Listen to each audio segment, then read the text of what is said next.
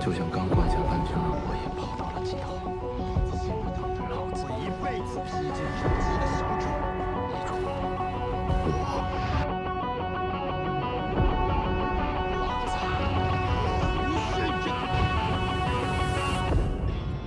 Yo yo yo, selamat datang di Cutlot. Kali ini Mimin akan mengulas film yang berjudul Animal Wall. Film ini bermula di mana seorang pemuda yang bernama Zheng Kaishi dengan profesi sebagai seorang badut.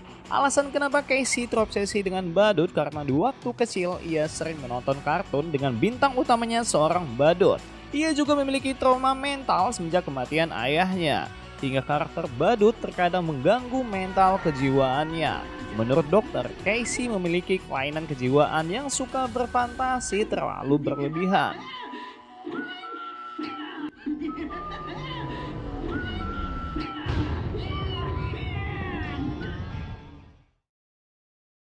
Sedangkan di satu sisi, setelah kematian ayahnya dan kondisi ekonomi pas-pasan, terkadang Kaishi mulai merasakan frustasi karena ia juga harus menanggung biaya perawatan rumah sakit ibunya yang saat ini masih dalam kondisi koma.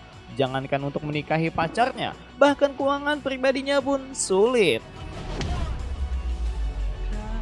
Di tempat Kaishi bekerja, Kaishi didatangi sahabat kecilnya yang bernama Lee Jun. Ia mengajak Kaishi untuk menggadaikan rumahnya. Setelah itu Lee Jun ingin meminjam uang setengah dari hasil penggadaian dan setengahnya lagi untuk kebutuhan Kaishi.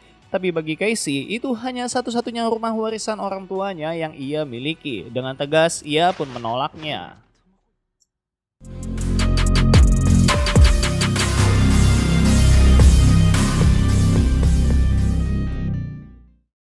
Di rumah sakit, Kaishi sedang menemui ibunya yang kebetulan saat ini juga dirawat kekasihnya yang bernama Liu Qing. Di tempat pasien pria, Liu Qing diminta pasien aki-aki tua untuk mengobati ambiennya. Kaishi yang melihat dari luar, ia tahu kalau pasien tersebut hanyalah memainkan kekasihnya. Dengan emosional amarahnya hingga membuat ketidakstabilan mentalnya kembali, Kaishi pun mengamuk secara membabi buta.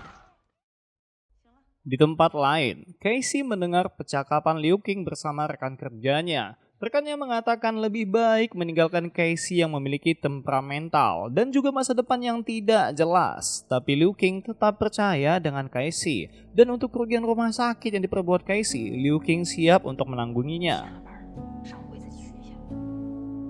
Di lorong rumah sakit, Liu Qing datang memberikan bekal makanan untuk Kaishi. Setelah itu, Liu Qing juga memberikan sisa uang gajinya untuk membantu perawatan ibunya Kaishi. Kaishi yang malu, ia berusaha menolaknya, tapi Liu Qing tetap memberikannya.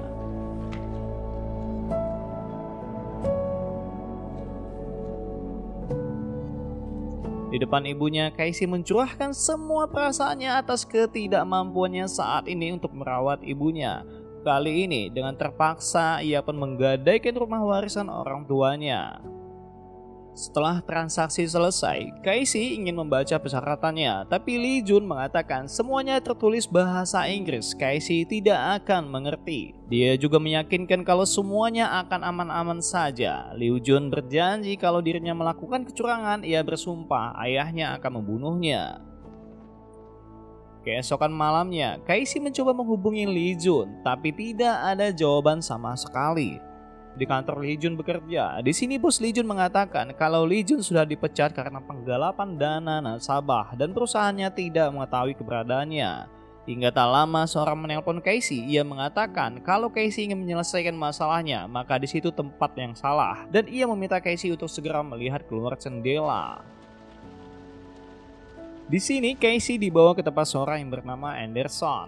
Ia mengatakan kalau Lee Jun menggadaikan sertifikat rumah Kaishi dengan pinjaman 6 juta yen di perusahaannya. Kemudian uang tersebut telah dihabiskan Lee Jun untuk bermain judi di kasino. Anderson menjelaskan total bunga yang harus dibayarkan sangatlah besar. Jika dihitung dengan gaji Kaishi saat ini butuh waktu berpuluh-puluh tahun untuk melunasinya. Tapi Kaishi tak percaya karena ia ingin melihat penjelasan dari Lee Jun sebelumnya. Anderson juga melihatkan monitor di mana terakhir kali Lee Jun ditangkap. Di sana Lee Jun mengatakan kalau dirinya tak mampu untuk melunasi hutangnya. Secara otomatis Kaishi lah yang bertanggung jawab untuk melunaskan seluruh hutang tersebut. Casey yang bingung, tapi Anderson memiliki solusi lainnya. 3 hari akan datang, Anderson akan menjalankan sebuah pelayaran kapal Destiny dari Pulau Arakama. Kakamaka Bono Island, right? Dari pulau tersebut menuju lautan internasional selama 1 minggu. Di dalam kapal, Casey juga mengikuti sebuah permainan. Jika Casey berhasil, maka hutangnya akan dihapuskan. Bahkan jika Casey beruntung dalam permainan, Casey akan membawa banyak uang. Tapi jika Casey tereliminasi dalam permainan, secara terpaksa Casey harus mengikuti aturan perusahaannya. Sekarang, Anderson memberikan 1 menit untuk Casey memutuskan ikuti permainan kapal atau kerja berpuluh-puluh tahun untuk melunasi hutangnya. Dengan berat hati, Casey pun terpaksa harus menyetujui permainan kapal milik Anderson. Di rumah sakit sebelum keberangkatan, Casey menemui kekasihnya. Ia mengatakan ia akan pergi berbisnis, tolong rawat ibunya selama kepergiannya. Jika dalam seminggu ia tidak kembali, ia meminta Liu King segera melepaskan peralatan pernapasan ibunya. Tapi Liu King menolaknya. Ia meminta Casey untuk tidak meninggalkannya. Jika hanya masalah uang, Liu King berjanji akan bekerja lebih ekstra semampunya demi perawatan ibunya Casey. Di sini Casey berjanji jika setelah 1 minggu ia kembali, maka ia tak akan melepaskan Liu King. Tapi jika ia tak kembali, ia menyarankan Liu King agar bisa melupakannya. Di gerbong kapal menuju lautan internasional.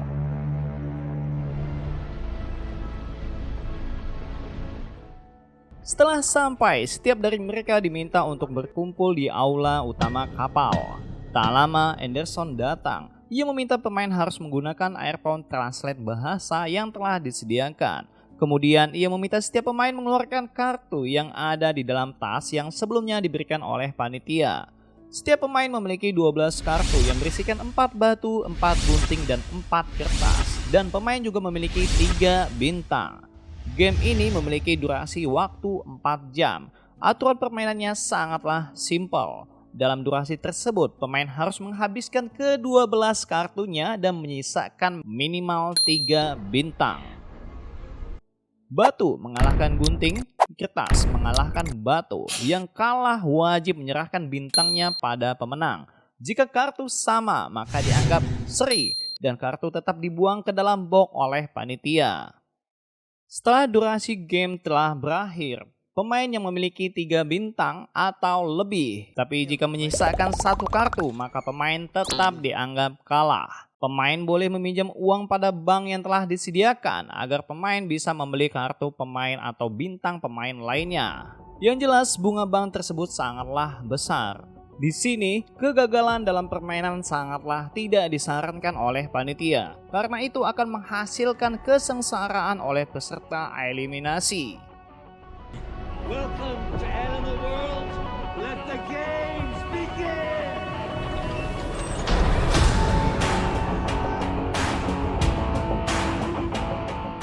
Di awal permainan, tak lama Casey didatangi seorang yang bernama Azang karena merasa berasal dari China. Azang mengatakan di sini segala sesuatunya direkam CCTV dan ditonton oleh banyak orang kaya dan menjadikan kita sebagai bidak catur taruhannya. Karena sesama etnis China, Azang mengajak Casey untuk bermain dengannya dengan cara mengurutkan 12 kartu yang sama agar nanti 12 kartu seri dan dibuang oleh panitia. Yang pasti 3 bintang milik mereka akan utuh sampai akhir dan sebagai pemenang.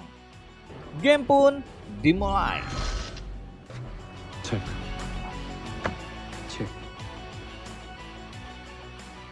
Permainan awal, Azang dan Casey seri hingga beberapa permainan berikutnya tetap seri. Kemudian tiba-tiba Azang mengeluarkan batu dan Casey gunting. Azang sebagai pemenang. Tapi Azang meminta maaf, katanya ia salah menyelipkan kartunya. Kali ini ia berjanji dalam permainan berikutnya ia akan membalikan bintang Casey kembali dan ia akan memberikan kartu gunting dan Casey batu. Setelah melanjutkan permainan, lagi-lagi Azang tak menepati janjinya. Casey kali ini mengalami kekalahan 2 bintang dari Azang.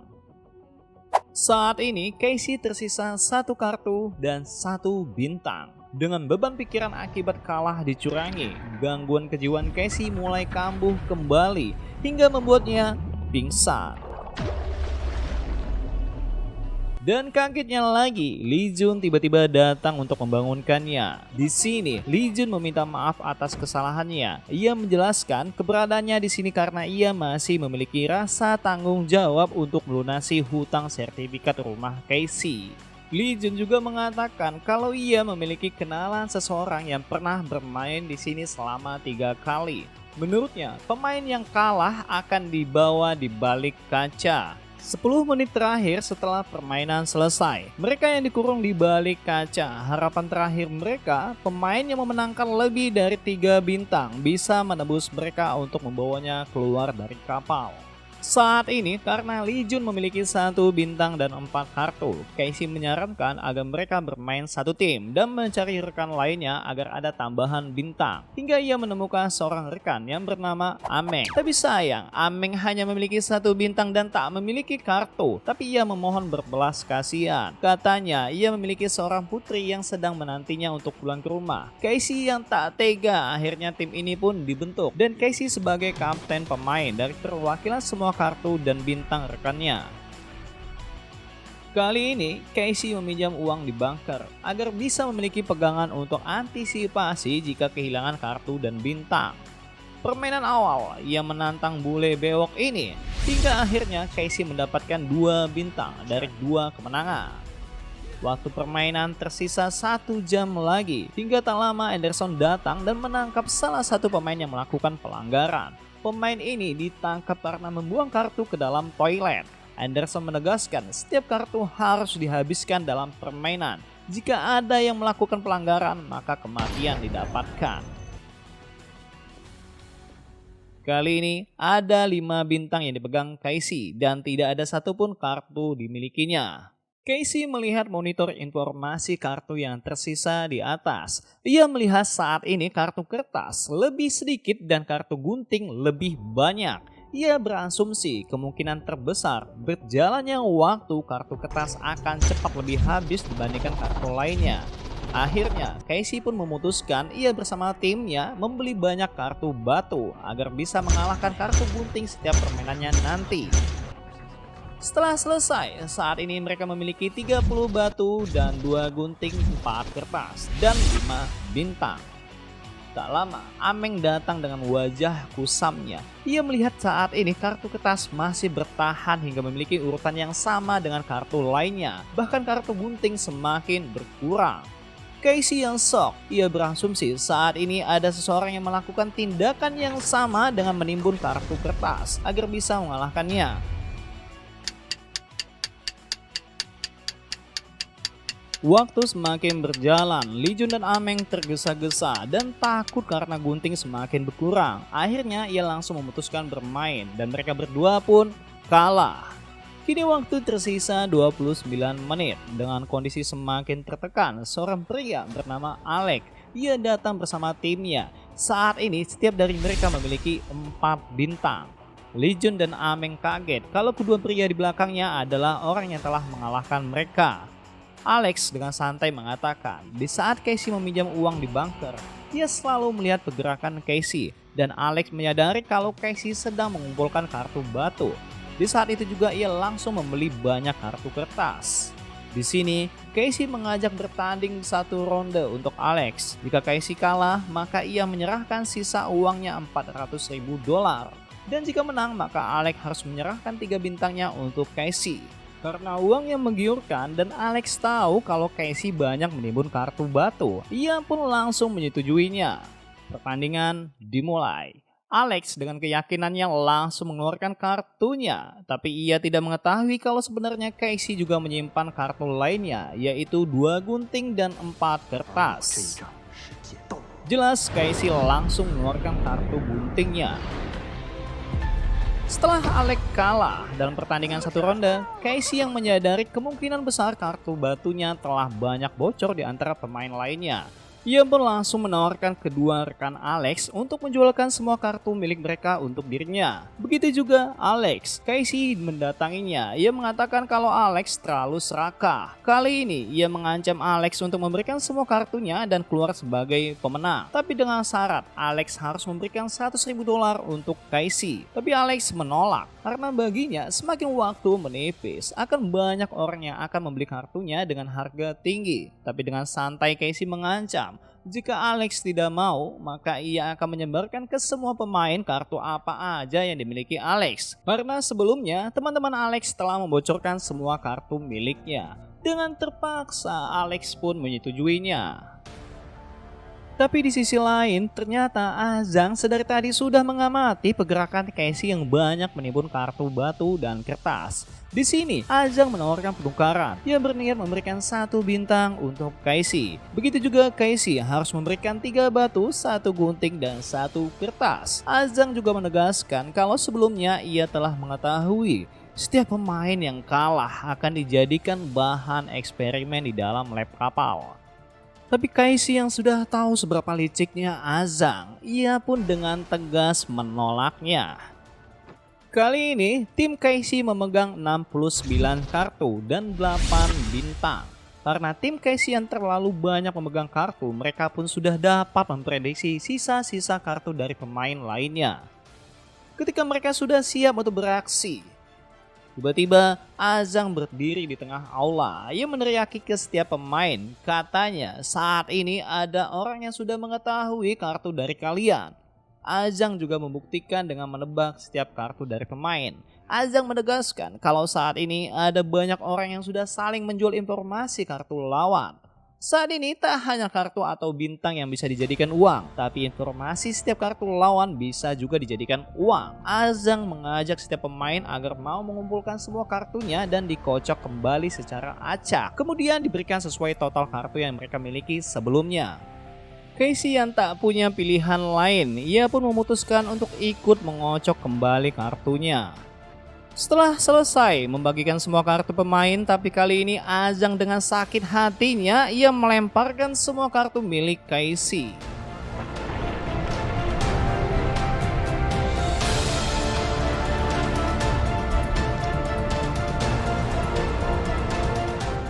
Di saat Casey sedang sibuk memunguti kartunya, Azang sudah memulai permainannya dan ia pun beberapa kali memenangkannya.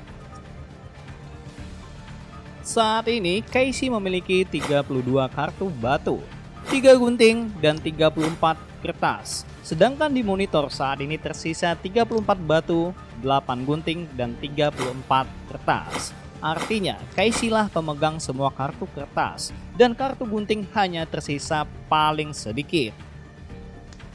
Di sisi lain, Azang yang tersisa 1 kartu dan 8 bintang. Ia sedang bernegosiasi dengan lawan lainnya. Tak lama, Casey datang dengan mengatakan jangan memaksa lawan yang tak ingin bermain denganmu. Casey mengajak pemain tersebut untuk melawannya. Jika Casey kalah, maka lawan bisa mengambil 2 bintang darinya. Tapi jika Casey menang, lawan cukup memberikan 1 bintang untuknya. Tapi Azang yang ketakutan, ia mengatakan lawan tersebut untuk tidak bermain dengan Casey karena Casey memiliki 69 kartu. Sudah pasti mengetahui sisa kartu lawannya. Tapi Casey dengan santai malah berbalik menegaskan ke semua orang, jangan percaya dengan Azang. Karena sebelumnya ia pernah 2 kali kalah karena dicuranginya. Begitu juga ketika Azang mengocok semua kartu pemain. Casey yakin Azang menyimpan kartu terakhirnya yaitu batu dan saat ini sedang mencari mangsa kartu gunting milik lawan terakhirnya. Tapi Azang membantah, tak ada bukti untuk hal demikian. Casey mengatakan bagaimana kartu tersebut telah kau tandai sebelumnya. Benar saja, kartu target terakhir lawannya memiliki lekukan di ujung kartunya. Persis prediksi Casey lawan tersebut memiliki kartu gunting.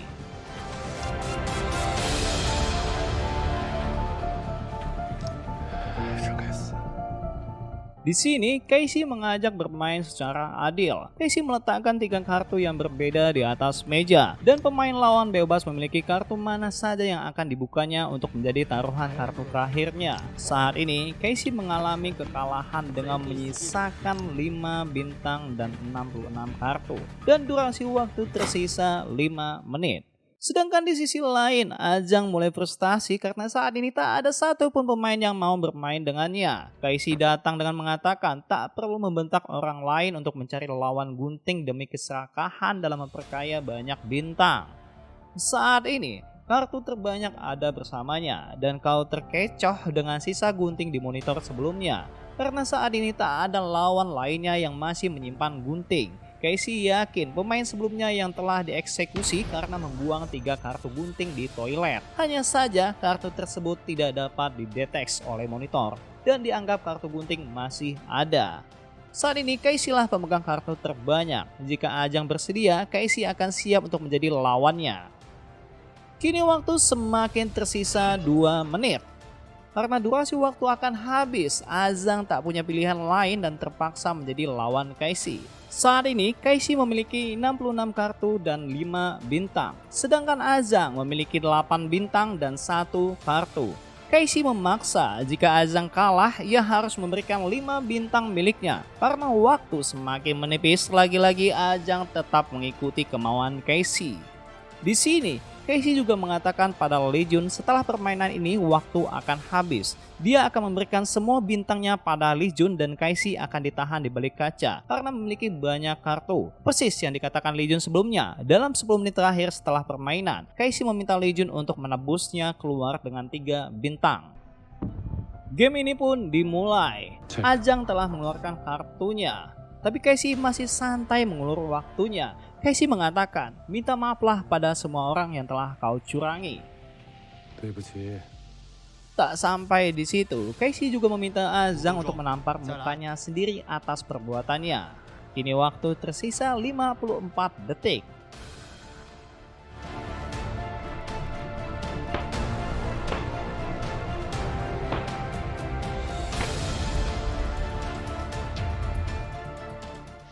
Setelah Kaishi memenangkan 5 bintang dari Ajang dan waktu pun telah habis.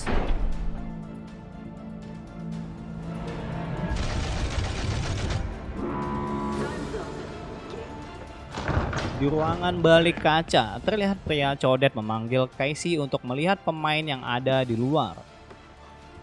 Terlihat juga orang tua yang sebelumnya bekerja sama dengan pria berjas putih. Ia sengaja diminta kalah dan memberikan informasi kartu musuh dari balik kaca dengan memberikan kode ketukan. Setelah itu ia dijanjikan akan dikeluarkan setelah 10 menit terakhir permainan. Tapi pria bercodet menegaskan, kau telah tertipu, begitu juga Kaishi. Tapi Kaishi tak mengerti apa maksudnya. Tak lama Anderson datang. Ia mengatakan ada waktu tersisa 10 menit. Setiap orang diperbolehkan untuk jual beli bintang yang lebih. Dengan bintang tersebut, jika kalian yang memiliki hutang bisa melunasi bunga hutang kalian. Atau jika kalian memiliki 3 bintang lebih, kalian juga diperbolehkan untuk menebus rekan kalian yang ada dalam tahanan balik kaca. 10 menit tersisa, Lee Jun yang sudah bersiap untuk menebus 3 bintang untuk mengeluarkan Kaishi, tapi tiba-tiba Ameng mengambilnya. Ameng mengatakan ia tidak setuju atau tidak berniat menyelamatkan Kaishi. Baginya 3 bintang bisa dihargai pemain sekitar 1,5 juta dolar. Ameng juga menjelaskan kalau sebelumnya foto gadis kecil bukanlah putrinya, karena itu dompet milik orang lain yang telah ia curi. Lee Jun yang tak bisa berbuat apa-apa, ia meminta maaf pada Kaishi. Ia berjanji setelah ini Lee Jun akan merawat ibu Kaishi. Pria bercodet ini pun menyindir Kaishi. Itulah akibatnya datang di tempat ini dengan tangan kosong. Inilah disebut animal wall. Tak ada emosional, yang ada hanyalah keserakahan. Demi harta, manusia bisa berubah menjadi seperti binatang. Kaishi yang semakin tertekan dengan ketidakstabilan mentalnya, ia pun datang dan langsung memukuli pria bercodet tersebut. Tapi sayang, tak lama petugas datang memisahkannya. Kaishi berasumsi 3 bintang dihargai sekitar 1,5 juta dolar. Sedangkan satu kantong maksimal uang yang dimiliki pria bercodet hanyalah 500 dolar. Secara teori, Kaishi meyakini kalau pria bercodet menyembunyikan sesuatu yang lebih berharga daripada uang, karena terlihat bekas luka miliknya. Kalau pria bercodet sudah berkali-kali bermain di dalam kapal ini. Persis seperti dugaan Kaishi, ketika pria bercodet ingin menukarkan transaksinya dengan apa yang ada di dalam perbannya. Tapi sayang, Kaishi telah mengambilnya. Kini kedua pria tersebut langsung ingin menebus Casey dengan 3 bintang agar Casey bisa keluar. Sedangkan Pak Tua di sisinya, ia memohon pada Casey untuk menghubungi anaknya agar Casey bisa menyampaikan pesan maafnya karena ia tak bisa melakukan yang terbaik untuk kehidupan anaknya.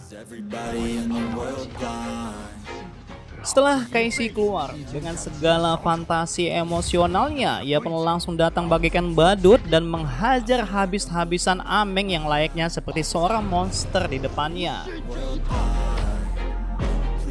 Kemudian Casey memaksa Ameng menyerahkan 3 bintang miliknya beserta uangnya. Begitu juga Lee Jun. Casey yang kecewa dengan perilaku Lee Jun yang rela menjual temannya demi sekantong uang. Dan ia juga langsung merampas 1 kantong milik Lee Jun. Kini Casey datang dengan sisa 3 bintang untuk menebus Pak Tua. Dengan santai Casey menegaskan, lebih baik kau mengatakan secara sendiri terhadap anakmu. Karena baginya, betapa pentingnya sosok ayah ketika ia kehilangan ayah di masa kecilnya. I feel like I'm losing my mind. Is everybody in the world blind? Please Lord give me a sign. Di rumah sakit, seperti dijanjikan Casey pada kekasihnya, ia kembali, ia tak akan melepaskan Liu King sampai kapanpun.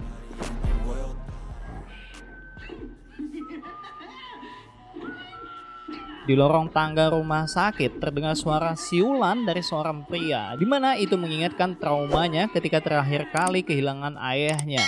Sosok pria tersebut adalah Anderson.